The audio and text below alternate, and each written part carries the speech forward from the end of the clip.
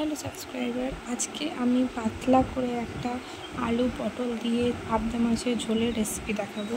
তো অনেক দিন ভাবলাম কোনো রান্না দেখাইনি, তো আজকে রান্না দেখায় একটা। তো প্রথমে আমি পটলগুলোকে কেটে নিয়েছি, দিয়ে পটলগুলোকে ভেজে নিলাম হালকা করে তেলে।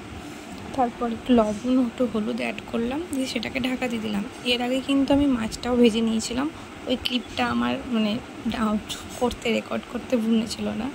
তো যাই হোক, এই যে মাছটা ভেজে রেখে দিয়েছি, আর এখানে আদা রসুন পেস্ট করে নিয়েছি পরিমাণ মতো, সাথে টমেটো আর পেঁয়াজ কুচিয়ে রেখে দিয়েছি, এবং অল্প তেলে রান্নাটা হবে। পটলগুলো ভেজে নিয়ে তুলে নিচ্ছি।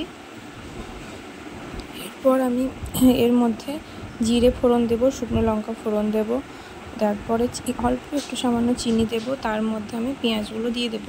পেঁয়াজগুলো নাড়তে থাকবো এবং ওর মধ্যেই আমি আলুগুলো অ্যাড করে দেবো। আলু আর পেঁয়াজটা একসাথেই ভাজা হবে। এবং দেখো তোমরা কত অল্প তেলেই আমি রান্নাটা করছি। তো আলুগুলো যেহেতু পাবদা মাছ এবং আলু পটল সবগুলো লম্বা লম্বা করে কাটা হয়েছে, যেহেতু পাবদা মাছটা লম্বা, ওই জন্য। এরপর আমি ওর মধ্যে টমেটো অ্যাড করে দেব, এবং টমেটোটা অ্যাড করার পর আমি অল্প একটু লবণ দিয়ে আবার ঢাকা দিয়ে দেবো, একটুখানি যাতে আলুটা ভাজা ভাজা হয়। তো এরপর লবণ দেওয়ার ক্লিপটা আমি নিতে ভুলে গেছি। আর এই যে পিছন দিকে ভাতগুলো দেখা যাচ্ছে না, এগুলো কিন্তু আমাদের বাড়ির দুটো বিড়াল আছে, তাদের জন্য রান্না করা হয়েছে। এবং তারপরে এবার দেখা রান্নাটা রেসিপির কথাটায় আসি। হ্যাঁ, রেসিপিটা এবার মোটামুটি আলুটা ভাজা ভাজা হয়ে গেলে, আমি আরও একটু ঢাকা দিয়ে রেখেছিলাম, ভাজা ভাজা হয়ে গেলে এর মধ্যে আদা রসুন জিরে ধনে সবটা যে পেস্ট করেছিলাম ওই পেস্টটা দিয়ে দিলাম। মানে জিরে ধনেটা পেস্ট করিনি, ওটা ওর সাথে গুঁড়ো অ্যাড করে দিয়েছি এবং পেস্টটা দিয়ে দিলাম। এবার ওটাকে একটু ভাজা ভাজা হবে।